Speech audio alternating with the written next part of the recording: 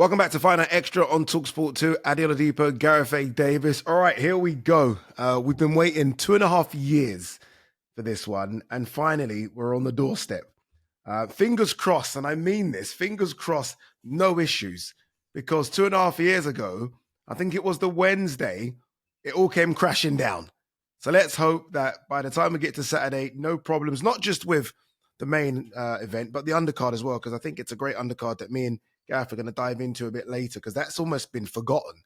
Like, no press conference, no interviews, no face-offs, no nothing, which has been crazy. But look, the big talking point in the lead up to this, and you mentioned it at the top of the show, Gareth, that on the weekend you did the walk with Michael Watson, Chris Eubank Senior on that walk as well, and it was an emotional Chris Eubank Senior. It was almost, I wish it hadn't been recorded. I wish there weren't cameras in his face, but he did speak to IFL TV, spoke to Seconds Out and a few more YouTubers. And I'm just going to ask you, what did you make of these words? He's obviously not going to be at the fight. There's clearly still problems. I think it's the right word with him and his son. And it's problems I'd like to see sort of resolved behind closed doors, but it's hard to see that. It was a hard watch to watch those interviews. Yeah, he's even still saying in interviews that he doesn't believe people aren't taking his words properly, and he believes the fight won't go ahead this week. Where that's come from, I'm not sure. I sincerely hope not, given the tickets have been sold and the organisation that's gone ahead for this. But, even on a personal level, it was a very... it's a very emotional process for all of us with Michael Watson.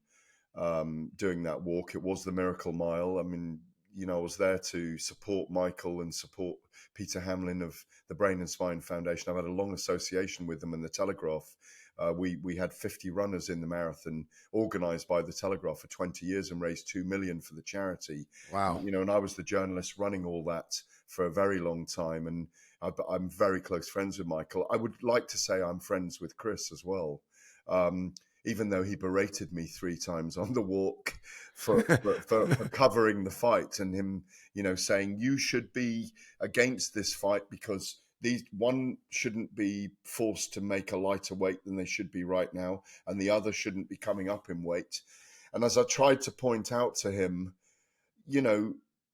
Roberto Duran fought Marvin Hagler coming up 2 weight divisions. We had Kell Brook and Gennady Golovkin, where we had Amir Khan and Saul Canelo Alvarez. And, you can make comparisons or not between this welterweight and this middleweight stroke super middleweight fighting each other. But I think it's very hard to argue with Chris Eubank Senior, and I didn't, because Nick Blackwell is there, who his son damaged on the walk. Michael Watson, who he damaged on the walk, is there.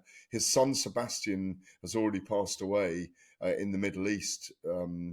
So Chris is in a very vulnerable place as a father. Yeah. And so there's no argument with him. It's very rhetorical. And I do feel for him.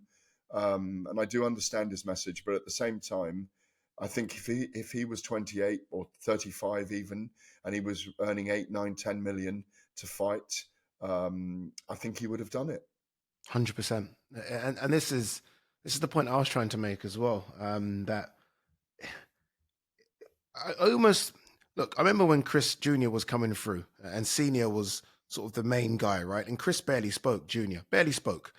He'd almost be robot-esque. Like, you're like, Chris, you can speak, and he didn't.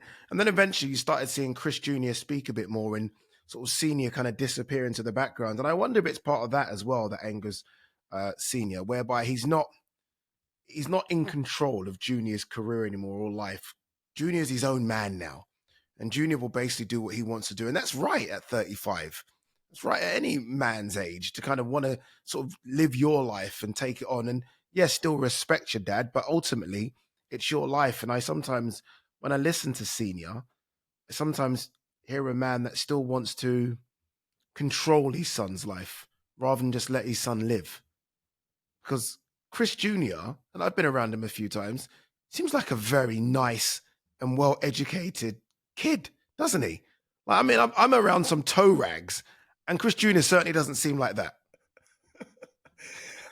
Look, you're laughing at toe rags. You don't hear that anymore, do you? I think I completely agree with every word you said there, and the word control was in my head as well. And they're both very famous for using the parliamentary procedure line. Yeah, yeah, That the apple hasn't fallen far from the tree with either men, by the way, and their fathers. The passion and emotion of Conor Benn and his father Nigel, the cool, calculated, calm disposition of both Eubanks. They're very strong characters, all four of them. And, they have different relationships. And I want to respect the relationship of father and son. I sincerely hope that they do become close again. Like you, I've spent time around both. Chris Eubank Jr. is a great guy. mm, He's got his own way of doing things. When I was writing a piece for Ring Magazine, cover story for Ring Magazine, I chased him for weeks. And because something wasn't right in his contract, he did not want to do the interview. And that's how strong they are. That's why they're so strong in holding their ground as fighters. And, I think it's added to the spectacle in some ways, the intrigue rather than the spectacle. It's added to the intrigue in the build-up of this fight, even to the point where Eubank Senior saying his son is a disgrace for throwing the egg or hitting Conor Benn with the egg and bringing the sport into disrepute. So it's just added to it, and the only thing missing in the corner of Chris on Saturday night will be his father. yeah. He strangely promoted the fight without wanting to promote it. Exactly. He's given it so much eyeballs Yeah. for people of an older generation that are now invested in this because Chris has said those things. On the fight itself, here we are now, what, 4 days away from it? Has your mind changed? Normally, in the lead up to these big fights, sort of opinions sway. You look at fighters, you hear from them. It kind of dictates which way you're going to go. Has anything changed in your mind as to who you think wins this fight? I'm not asking you yet who you think wins. We'll ask you at the end. But has anything changed as who you think wins?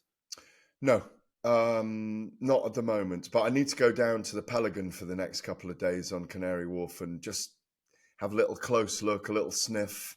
As we do, we get very close. You get insights. You get different inflections from the Yeah. fighters, their teams. You hear little rumours about an injury here, or sparring hasn't gone well, or someone who says they're sparring with them and he's got no power anymore. He's looking old. It just all adds to the intrigue of the build-up. No, my feeling is still the same, that the bigger man has the advantages. Okay. A few advantages as well. I think one of them, and not many people are speaking about this, is just big fight night experience that Connor just simply doesn't have. Like, Chris has been there and done it when it comes to big fight experience. And yes, he might have lost a couple, but he's had those big nights. He's a lot more experienced in terms of age. And I do wonder about the mind games. Like boxing at the very highest level, I mean, the mental aspect's very good. And Chris clearly has that over Connor as well. This is, as it draws closer, I do start to think this is a bit of a tough ask for Connor. Forget the weight thing, just the idea of not having fought for. When was the last time Connor fought? A year and a half? I think February last year was the last time he fought. Yeah, it's a while. In America, I think I covered that in Vegas against Dobson. That's a long, long time ago. That's a long time ago. And I do wonder about that. Obviously, the weight's a thing as well. It's one thing walking around at a heavyweight, fighting at a heavyweight is completely different. So I think we're both, by the sounds of it, leaning to Chris Eubank Jr. to get this done on points. Are you thinking? I am. I'm just looking at Chris Eubank Jr.'s record. Yeah. Okay. The three losses to Liam Smith, Billy Joe Saunders, and George Groves. There's some big names on his resume as well. When you look at Arthur Abraham, Avni Yildirim. I know Yildirim didn't go too well against Canelo, but Groves, James DeGale, Matvey Korobov. Exactly. These are solid wins. Liam Smith twice, and a victory over Smith. He's dealt with a lot of fighters, and he may have not had those two fights against Gennady Golovkin and Saul Canelo Alvarez that came very close to happening, and he still may end up facing one of those guys. It was certainly Canelo he's potentially in the mix for. He's a very experienced guy. He's handled people at super middleweight. The other thing against him is his age. He's 36 this year, and we saw signs of aging against Kamil Zeramata in Riyadh last time out. But I do think that we may put our hands in the air afterwards and go, yeah, well, maybe there's weight divisions for a reason. Yeah. But look, should be a cracking fight. Honestly, remember you can listen to that fight on talkSPORT this Saturday as well. As for Chris, making noise outside the ring as well, but good noise. All the undercard fighters that were supposed to fight on that card 2.5 years ago, he made a point of saying, I'm going to pay all you guys. And he did put money into all their bank accounts, which I thought was incredible. And look, ultimately, some have said, oh, yeah, you know, those type of things you do behind closed doors. No. I don't care. Like, you've paid people, you've paid people. If you want to make noise about it, it's okay for you to make noise about it, because he spent nearly 50 grand, I think it was, giving those people some money. And I think all of the fighters that received that are very happy with it. I think it's a fantastic gesture. Yeah, and it's kind of it's drawn Eddie Hearn out, the promoter Eddie Hearn out as well, because he's been asked about it several times in interviews, and it's got under his skin a little bit, and he's started to reveal that, you know, there is a duty of care from promoters behind the scenes as well that people don't always hear about. He's played it beautifully in terms of getting one over on people. He owned those two press conferences we've said before in our previous shows. He's in the headspace of the Benn camp and the Matchroom camp, and all he needs to do now is deliver on the night. I think he'll have a torrid 3 or 4 first rounds. I think Benn will come out flying, but I think he'll take over the fight and may have to cling on at the end if Benn refuses to yield. And may win closely on points at the end, but I do favour Eubank to do the job. Yeah, How are you seeing it? Yeah, same. I think Conor Benn's going to be like a pit bull off the leash in the first 4 rounds. Honestly, I think he's going to be itching to go. Very, very similar to Dubois AJ, where Dubois just looked like he wanted to fight right there and then. It's funny. It's going to be like that. It's funny, you know, all the Lions Den guys, Brendan Lyon and his security crew, were all at the Bare Knuckle in Cardiff on Saturday night, and they're all doing the Ben Eubank week, and they are primed for them kicking off this week, and going to make sure that we don't get anything inadvertent on the way, because there's real concern that if these two guys meet and there aren't security around, it'll kick off.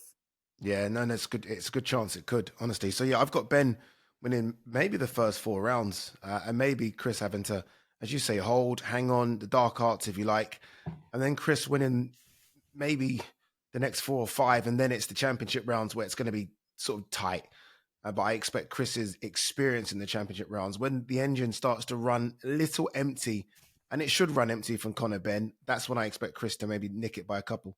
But the weight cut in those last rounds could be telling as well. The fact that Chris has got to cut, you know, to 160 and then can't go, because he's cutting to 160 and weighing in officially in the morning of the Friday. Then we've got the Islington Design Centre in the afternoon, late afternoon, for the weigh-in. He can't put 10 pounds on until the next morning. Can't add the 10 pounds. So it's very interesting, and that could have an effect on him if it's a really grueling fight in the late rounds. So you can't rule Ben out completely.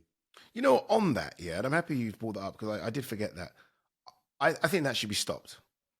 That rehydration cap thing and telling people they can't put weight on, I think the British Boxing Board of Control needs to really get a hold of this and stop allowing promoters and fighters to agree to things like this. That's a good point. This is one thing I think Senior made a lot of sense with. Oh, he was completely right. Yeah, completely right. How can you tell someone you want to come up to their weight class and fight them, and then somehow put a restriction on what they can or can't weigh in on the day? I mean, it's very dangerous. Like, these fighters cut a lot of. I don't think people at home realize how much these fighters cut weight. It's a lot of weight they cut to make these weights, and then you're restricting fluid getting into the body, and most importantly to the brain. That's dangerous. I don't like it. I don't like the weight cut thing. I'm not a fan of it. And I think British Boxing Board of Control should have a bit more kahunas when it comes to allowing promoters and fighters to just make up the rules as they go along. They didn't do it to Canelo. And do you know how much? Can you guess how many pounds heavier he was than Amir Khan on the night? I don't even want to think. 26 pounds See? heavier. There you go. Pounds. There you go. And we saw what happened in that fight. All right, that's that. The undercard that's got no loving whatsoever, honestly. And it's a good undercard. Anthony Yarde, Lyndon Arthur, Liam Smith against the unbeaten Aaron McKenna, Chris Billam-Smith versus Brandon Glanton, former world champion Chris Billam-Smith, and Vidal Riley, who I see in the gym quite a lot, goes to a gym near me in Stratford, versus Chev Clark. Let's quickly run through them. Prediction time. Yarde, Arthur. Yarde to win again, but you can't write Lyndon Arthur off because he can be a very, very difficult opponent. Yeah, and Yarde didn't look great in his last fight, did he? What about you? Whereas Lyndon Arthur hasn't. I'm going Yarde as well, but with reservations. This is a Lyndon Arthur, let's not forget, who beat Liam Cameron, by the way, and obviously had, some very good rounds against Dimitri Bivol. I say very good rounds. He survived against Dimitri Bivol. So, he's coming in there with a bit of confidence. But I'm going Yarde to get the job done again. Maybe not as convincing as the second fight, but I think he'll stop Lyndon Arthur. Go on. And well, there's ramifications for the whole light heavyweight division here as well, of course, in this fight. So you've got Artur Beterbiev and Dimitri Bivol fighting again in their trilogy fight, which we need to see. It has a great standing in this era of the sport. We've got Callum Smith and David Benavidez looking like it's on the way to being signed. And if Anthony Yarde can get the job done, we get Joshua Buatsi in the summer. Division lines up perfectly. Love it. Love it. All right, Liam Smith versus Aaron McKenna. I have to be honest with you. When Liam Smith lost to Eubank Jr., I thought that might be that on what's been a very, very good career, very solid career. But he goes again. I feel like this is the last roll of the dice for Liam Smith. He takes on Aaron McKenna. Obviously, Liam's got all the experience. Aaron, the fresher of the two. I'm leaning to Liam. Which way are you leaning? Well, Aaron McKenna is a very, very talented fighter. I think he's 19-0 with 10 knockouts, something like a very tall middleweight. I'm really looking forward to this contest because Liam is close to the end.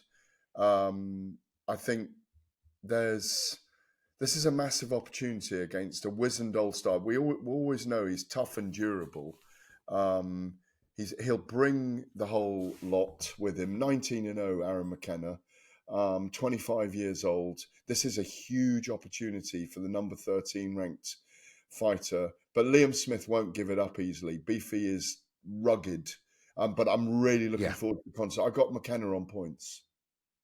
Oh, okay. CBS back after that defeat to Zurdo Ramirez. That was a tough defeat. I was there.